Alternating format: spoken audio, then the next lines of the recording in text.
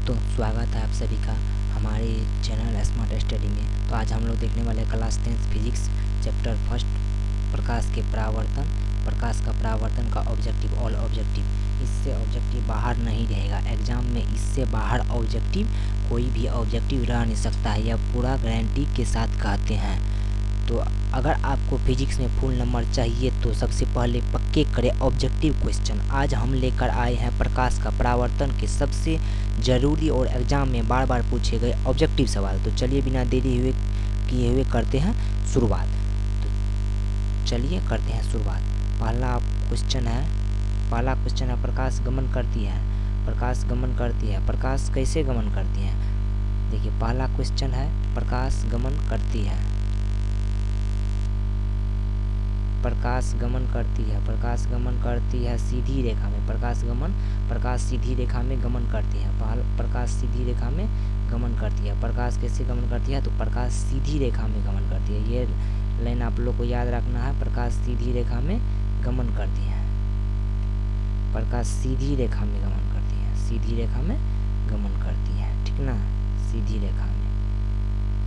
Next है, दूसरा है 2 नंबर का है प्रकाश के वेग कांच में न्यूनतम होते हैं। प्रकाश का वेग कहाँ पे न्यूनतम होता है? तो प्रकाश का वेग कांच में न्यूनतम होता है। प्रकाश का वेग कांच में न्यूनतम होता है, कांच में, प्रकाश का वेग कांच में न्यूनतम होता है। अगला है मोटर गाड़ी के चालक के सामने उत्तल दर्पण लगा होता है। मोटर गाड़ी के चालक के सामने कौन सा दर्पण लगा होता है? तो उत्तल दर्पण लगा होता है। मोटर गाड़ी के चालक के सामने कौन सा दर्पण लगा होता है? उत्तल दर्पण। अगला है मोटर कार की हेडलाइट में अवतल दर्पण का प्रयोग होता है। मोटर कार के हेडलाइट में कौन सा दर्पण का प्रयोग होता है? तो मोटर कार की हेडलाइट में अवतल दर्पण का प्रयोग होता है। मोटर कार की हेडलाइट में अवतल दर्पण का प्रयोग। अगला है समतल दर्पण द्वारा बना प्रतिबिंब काल्पनिक होता है। अगला क्या है? समतल दर्पण द्वारा बना प्रतिबिंब काल्पनिक होता है। अगला समतल दर्पण द्वारा बना प्रतिबिंब क्या होता है? तो काल्पनिक होता है। समतल दर्पण द्वारा बना प्रतिबिंब क्या होता है? काल्पनिक होता है। समतल दर्पण द्वारा बना प्रतिबिंब काल्पनिक होता है। अगला है नेक्स्ट 6 नंबर क्वेश्चन है प्रकाश 6 नंबर है प्रकाश की किरण के पथ को दर्शाने वाले चित्र को, प्रकाश के किरण के पथ को दर्शाने वाले चित्र को किरण आरेख कहा जाता है। क्या कहते हैं? किरण आरेख, किरण आरेख कहा जाता है। प्रकाश की किरण के जो पथ होता है, प्रकाश के किरण का जो पथ होता है उसको दर्शाने वाले चित्र को, उसको दर्शाने वाले चित्र को क्या कहते हैं? तो उसको दर्शाने वाले चित्र को किरण आरेख कहते हैं। क्या कहते हैं? किरण आरेख कहते हैं। अगला है कि 2D क्षमता वाले लेंस, 2D क्षमता वाले लेंस का फोकसांतर 50 सेंटीमीटर होता है। यानी कि क्वेश्चन पूछेगा 2D क्षमता वाले लेंस का फोकसांतर कितना होता है? तो 50 सेंटीमीटर। 2D क्षमता वाले लेंस का फोकसांतर कितना होता है? 50 सेंटीमीटर, 50 सेंटीमीटर, ठीक। अगला है प्रकाश के किरणों के समूह को किरण पुंज कहते हैं। किरण पुंज या प्रकाश पुंज कहा जाता है। प्रकाश के किरणों के समूह को प्रकाश पुंज या किरण पुंज कहा जाता है। रहेगा क्वेश्चन कि प्रकाश के किरणों के समूह क्या कहते हैं? तो प्रकाश के किरणों के समूह को प्रकाश पुंज या किरण पुंज कहते हैं। प्रकाश के किरणों के समूह को प्रकाश पुंज या किरण पुंज कहते हैं। ये VVI क्वेश्चन है। ये क्या है? तो ये VVI है। नेक्स्ट है अपना लोग का कि उत्तल दर्पण में वस्तु हमेशा छोटा प्रतिबिंब बनाता है। उत्तल दर्पण में वस्तु कैसा प्रतिबिंब बनाता है? तो उत्तल दर्पण में वस्तु हमेशा छोटा प्रतिबिंब बनता है। उत्तल दर्पण में वस्तु से हमेशा छोटा प्रतिबिंब बनता है। अवतल दर्पण, नेक्स्ट है अवतल दर्पण से वस्तु का बड़ा प्रतिबिंब बनता है। अवतल दर्पण से वस्तु का बड़ा प्रतिबिंब बनता है। अवतल दर्पण से वस्तु का कैसा प्रतिबिंब बनता है? तो अवतल दर्पण से वस्तु का बड़ा प्रतिबिंब बनता है। चलिए यहाँ से एक क्वेश्चन आप लोगों को पूछते हैं कि किस दर्पण द्वारा वस्तु का बड़ा प्रतिबिंब बनता है? कमेंट में आप लोग जल्दी से बताइए अगर पता हो तो। किस दर्पण द्वारा वस्तु का बड़ा प्रतिबिंब बनता है, ठीक। और दूसरा क्वेश्चन ये है कि किस दर्पण में वस्तु का काल्पनिक और वास्तविक दोनों प्रतिबिंब बनता है। यानी कि आभासी और वास्तविक प्रतिबिंब किस दर्पण में वस्तु का आभासी और वास्तविक दोनों प्रतिबिंब बनता है? जल्दी बताइए, कमेंट में बताइएगा। चलिए 10 क्वेश्चन हो गया अपना लोग का, 10 क्वेश्चन हो गया। 10 क्वेश्चन हो गया। तो अब अपना लोग पहले एक बार रिवाइज कर लेते हैं। 10 क्वेश्चन हो गया अपना लोग का, 10 क्वेश्चन हो गया, 10 क्वेश्चन हो गया है। तो पहले एक बार क्या करेंगे, तो पहले एक बार रिवाइज कर लेंगे। क्या करेंगे, तो रिवाइज कर लेंगे। चलिए फटाफट रिवाइज करते हैं। आप लोग को पूछते हैं, आप लोग बताते चलिए। चलिए बोलिए तो।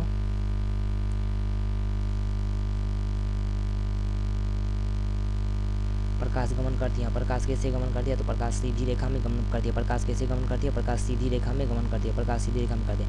प्रकाश का वेग कहाँ न्यूनतम होता है, तो कांच में। प्रकाश का वेग कहाँ न्यूनतम होता है, कांच में। मोटर गाड़ी के चालक के सामने कौन सा दर्पण लगा रहता है, तो उत्तल दर्पण। मोटर गाड़ी के चालक के सामने कौन सा दर्पण, उत्तल दर्पण। मोटर कार की हेडलाइट में कौन सा दर्पण का प्रयोग किया जाता है, तो अवतल दर्पण का प्रयोग किया जाता है। समतल दर्पण द्वारा बना प्रतिबिंब कैसा होता है, तो काल्पनिक होता है। समतल दर्पण द्वारा बना प्रतिबिंब कैसा होता है, काल्पनिक होता है। प्रकाश की किरणें के पथ को दर्शाने वाले चित्र को क्या कहते हैं, तो किरण आरेख। प्रकाश के किरणों को दर्शाने वाले चित्र को क्या कहते हैं, किरण आरेख कहते हैं। प्रकाश के किरणों को दर्शाने वाले चित्र को किरण आरेख कहते हैं, किरण आरेख कहते हैं। ठीक। 2D क्षमता वाले लेंस का फोकसांतर कितना है, तो 2D क्षमता वाले लेंस का फोकसांतर 50 सेंटीमीटर। प्रकाश के किरणों को समूह क्या कहते हैं, तो प्रकाश पुंज या किरण पुंज कहते हैं। प्रकाश पुंज या किरण पुंज कहते हैं। उत्तल दर्पण में वस्तु का कैसा प्रतिबिंब बनता है, उत्तल दर्पण में वस्तु का कैसा प्रतिबिंब बनता है, तो छोटा प्रतिबिंब बनता है। उत्तल दर्पण में वस्तु का छोटा प्रतिबिंब बनता है। अवतल दर्पण में वस्तु का कैसा प्रतिबिंब बनता है, तो अवतल दर्पण में वस्तु का बड़ा प्रतिबिंब बनता है। अवतल दर्पण में वस्तु का बड़ा प्रतिबिंब बनता है। प्रकाश के परावर्तन के कितने नियम होते हैं, चलिए यहाँ से अपना लोग कंटिन्यू करेंगे, यहाँ से कंटिन्यू करेंगे। ठीक, यहाँ से कंटिन्यू करेंगे। तो चलिए कंटिन्यू करते हैं यहाँ से। अगर आप लोग इसका PDF चाहते हैं तो स्क्रीन पर आप लोग को नीचे में नंबर चल रहा होगा, और उस पर व्हाट्सअप करें, आप लोग को PDF मिल जाएगा इसका। ठीक, तो चलिए करते हैं स्टार्ट 11 नंबर से। प्रकाश के परावर्तन के 2 नियम होते हैं। प्रकाश के परावर्तन के 2 नियम होते हैं। प्रकाश के परावर्तन कितने नियम होते हैं, तो प्रकाश के परावर्तन के 2 नियम होते हैं। ठीक, प्रकाश की किरण हवा से कांच में प्रवेश करती हैं तो अभिलंब की ओर क्या होती हैं, अभिलंब की ओर मुड़ जाती हैं। प्रकाश की किरण हवा से कांच में प्रवेश करती है तो किधर उड़ती है, तो अभिलंब की ओर मुड़ जाती है, अभिलंब की ओर मुड़ जाती है। प्रकाश की किरण हवा से कांच में प्रवेश करती है तो अभिलंब की ओर मुड़ जाती हैं। अगर हवा से कांच में प्रवेश किया तो अभिलंब की ओर मुड़ा। चलिए यहाँ से एक क्वेश्चन पूछते हैं कि कांच से अगर हवा में प्रवेश करेगा प्रकाश की किरण तो किधर मुड़ेगा, तो वो क्या होगा, अभिलंब से दूर भागेगा, अभिलंब से दूर भागेगा। साइड मिरर के रूप में किसका प्रयोग होता है, अपने गाड़ी में जो पीछे देखने का आईना रहता है, जिसको आप लोग आजकल मॉडर्न ज़माना में बाइक में करके चलाते हैं, उसमें जो दर्पण लगा रहता है तो वो कौन सा दर्पण रहता है, तो वो जो रहता है वो उत्तल दर्पण रहता है। कौन सा दर्पण रहता है, उत्तल दर्पण रहता है। ठीक, अगला है 14 नंबर का है एक अवतल दर्पण की फोकस दूरी। एक अवतल दर्पण दिया है, एक अवतल, यहाँ पे अवतल होगा, होगा यहाँ पे अवतल, यहाँ पे अवतल है, यहाँ पे क्या है, तो यहाँ पे अवतल है। ध्यान दें, यहाँ पे अवतल है। क्या दिया 14 में, एक अवतल दर्पण की फोकस दूरी 10 सेंटीमीटर दिया है। एक अवतल दर्पण दिया हुआ है जिसकी फोकस दूरी 10 सेंटीमीटर है, तो उसकी वक्रता त्रिज्या बोल रहा है ज्ञात करने के लिए। एक अवतल दर्पण दिया हुआ है, उसका फोकस दूरी भी दिया हुआ 10 सेंटीमीटर, तो उसका वक्रता त्रिज्या बोल रहा है ज्ञात करने के लिए। आप लोग को पता होगा, देखिए यहाँ पे देखिए R बराबर 2F है ना, यानी कि वक्रता त्रिज्या बराबर 2F, यानी कि वक्रता त्रिज्या जो होता है फोकस का 2 गुना होता है। तो फोकस अपना कितना है, यहाँ पे देख सकते हैं, अपना फोकस है 10 सेंटीमीटर। फोकस कितना है, फोकस है 10 सेंटीमीटर, फोकस है ना 10 सेंटीमीटर। और R बराबर क्या होता है 2F, R बराबर 2F। तो F दिया हुआ है 10, तो R बराबर कैसे निकालने के लिए आप लोग को R बराबर होगा निकालने के लिए, काहे न होगा। R बराबर F बराबर दिया हुआ है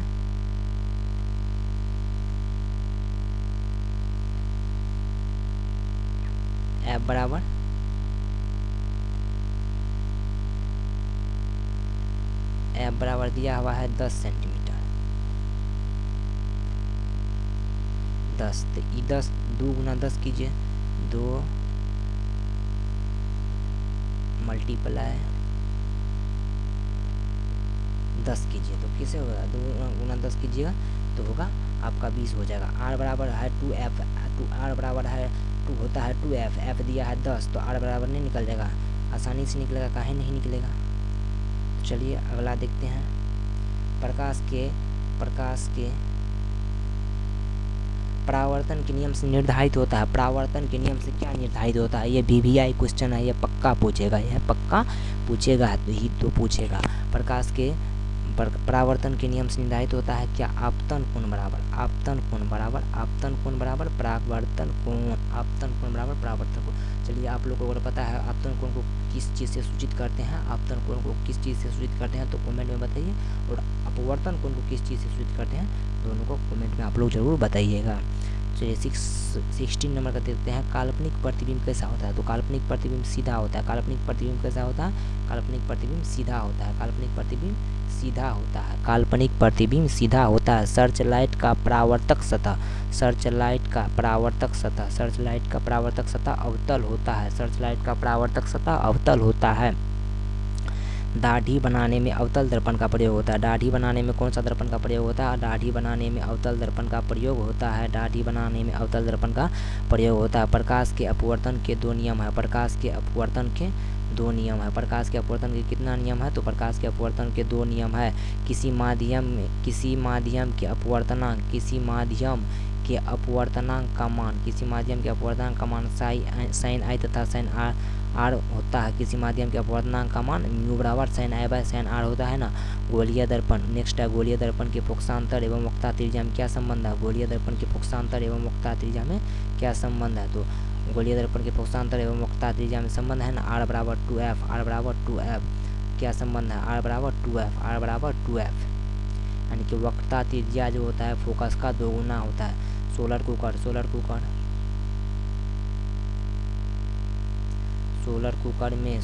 कुकर में अवतल दर्पण का प्रयोग किया जाता है। सोलर कुकर में किसका प्रयोग किया जाता है, तो सोलर कुकर में अवतल दर्पण का प्रयोग किया जाता है।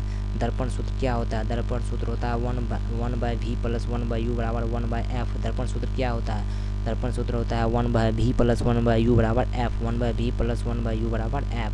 दर्पण सूत्र होता है 1/v + 1/u बराबर f। निर्वात में प्रकाश की चाल क्या होता है, तो निर्वात में प्रकाश की चाल 3 × 10⁻8 मीटर पर सेकेंड होता है। निर्वात में प्रकाश की चाल 3 × 10⁻8 मीटर पर सेकेंड होता है। निर्वात में प्रकाश की चाल 3 × 10⁸ मीटर प्रति सेकेंड होता है। निर्वात में प्रकाश की चाल 3 × 10⁸ मीटर पर सेकेंड होता है।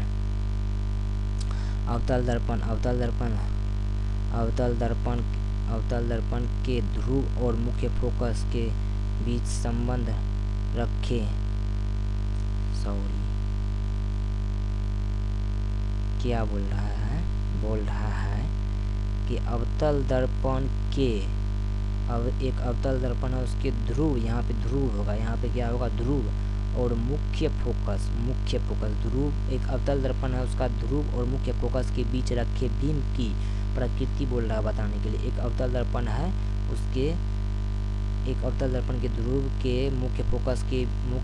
ध्रुव और मुख्य फोकस के बीच एक बीम रखा है, उसका प्रतिबिंब की प्रकृति बोल रहा है बताने के लिए। इसके बताइए क्या होगा, इसका आंसर आप लोग कमेंट में बताइए, जल्दी फास्ट में बताइए। चलिए इसका आंसर देखते हैं। आभासी होगा, पहला नंबर में कैसा होगा, आभासी होगा, कैसा होगा, आभासी होगा और कैसा होगा, तो सीधा होगा। आभासी भी होगा और सीधा भी होगा। कैसा होगा, आभासी और सीधा दोनों होगा। चलिए अगला देखते हैं। अवतल दर्पण में फोकस पर रखे बीम की प्रकृति, अवतल दर्पण में फोकस पर रखे बीम की प्रकृति की स्थिति होगी। अवतल दर्पण में फोकस पर रखा हुआ एक बीम है, इसकी प्रतिबिंब की स्थिति क्या होगी, आप लोग कमेंट में बताइए। इसका आंसर गलती है, इसका आंसर क्या है, तो इसका आंसर रॉन्ग है, इसका आंसर रॉन्ग है जी, इसका आंसर रॉन्ग है। आप लोग कमेंट में बताइए इसका स्थिति क्या होगा, आप लोग कमेंट में बताइए कि अवतल दर्पण में एक वस्तु है तो उस वक्ता के फोकस पर रखा हुआ है तो उसके बीम का प्रकृति की स्थिति क्या होगी, तो उसके बीम की प्रकृति की स्थिति अनंत पर होगी। आप लोग अच्छी तरह से पढ़े हैं, फोकस पे रहेगा तो अनंत पे रहेगा तो फोकस पे। चलिए अगला देखते हैं। अवतल दर्पण के सामने अनंत पर रखे बीम की प्रतिबिंब की स्थिति कैसी होगी, देखिए आ ही गया ना। अवतल दर्पण में बीम के सामने रखे अवतल दर्पण के सामने अनंत पर रखे बीम की प्रतिबिंब की स्थिति क्या होगी, तो कैसा होगा, तो फोकस पर बनेगा। कहाँ पर बनेगा, तो इसका फिगर फोकस पे बनेगा। अब बोल रहा ऐसा कौन सा पदार्थ है जिसका प्रयोग हम लेंस बनाने में नहीं किया जा सकता है। इसका आंसर आप लोग कमेंट में बताइए कि ऐसा कौन सा पदार्थ है जिसका लेंस बनाने में उपयोग नहीं किया जाता है। चलिए नेक्स्ट देखते हैं। ऐसा पदार्थ जिनकी से होकर प्रकाश आसानी से पार कर जाता है उसे क्या कहते हैं। ऐसा पदार्थ जिनसे होकर प्रकाश आसानी से पार करते हैं उसे क्या कहते हैं, तो उसे पारदर्शी कहते हैं। नेक्स्ट क्वेश्चन आप लोग इसका आंसर कमेंट में बताइए। ऐसा पदार्थ जिससे होकर प्रकाश पार नहीं करे उसे क्या कहते हैं। चलिए इसका आंसर बताइए। ऐसा पदार्थ जिनसे प्रकाश होकर आर पार ना हो उससे कौन सा पदार्थ कहते हैं। और दूसरा क्वेश्चन, ऐसा पदार्थ जिनसे प्रकाश की कुछ अंश आर पार हो उसे क्या कहते हैं। दोनों का आंसर आप लोग कमेंट बॉक्स में ज़रूर बताइए। चलिए नेक्स्ट देखते हैं कि किसी दर्पण के द्वारा किसी वस्तु का वास्तविक प्रतिबिंब मिल सकता है। किस दर्पण के द्वारा किसी वस्तु का वास्तविक प्रतिबिंब मिलता है, तो वो कैसा दर्पण है, तो केवल अवतल दर्पण है। केवल अवतल दर्पण में ही वास्तविक और काल्पनिक दोनों प्रतिबिंब बनता है। उत्तल दर्पण में सिर्फ काल्पनिक ही प्रतिबिंब बनता है। नेक्स्ट है कि किस दर्पण द्वारा किसी वस्तु का आभासी प्रतिबिंब प्राप्त किया जा सकता है। तो देखिए समतल दर्पण द्वारा तो करेंगे ही, अवतल दर्पण द्वारा काल्पनिक और आभासी दोनों करते हैं, उत्तल दर्पण द्वारा सिर्फ काल्पनिक करते हैं। इसीलिए होगा कैसा, तो तीनों प्रकार के दर्पण से, उत्तल समतल अवतल तीनों से। वस्तु से छोटा, अगला है वस्तु से छोटा और आभासी प्रतिबिंब किस दर्पण से मिल सकता है। वस्तु से छोटा भी हो और आभासी भी हो तो ऐसा प्रतिबिंब किससे मिलता है, तो वो जो है सिर्फ उत्तल दर्पण से ही मिल सकता है। किस दर्पण से, तो उत्तल दर्पण से ही मिल सकता है। नेक्स्ट है वस्तु के बराबर और आभासी प्रतिबिंब किस दर्पण से मिल सकता है। वस्तु के बराबर और आभासी प्रतिबिंब किस दर्पण से मिल सकता है, तो वस्तु के बराबर और आभासी प्रतिबिंब केवल समतल दर्पण से प्राप्त होता है। समतल दर्पण द्वारा, किस दर्पण से, तो समतल दर्पण द्वारा। चलिए नेक्स्ट है कि किस दर्पण अवतल दर्पण को अभिसारी दर्पण कहते हैं। अवतल दर्पण को कौन सा दर्पण कहते हैं, अभिसारी दर्पण। एवं उत्तल दर्पण को कौन सा दर्पण, उत्तल दर्पण को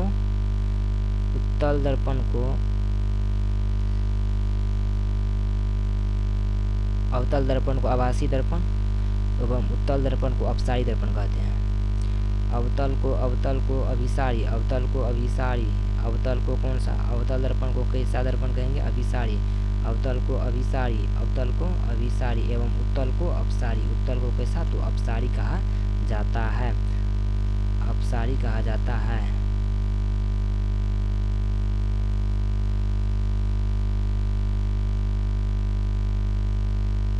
आवर्धन का सही मात्रक क्या होता है। आवर्धन का सही मात्रक क्या होता है, तो आवर्धन का सही मात्रक नहीं होता है।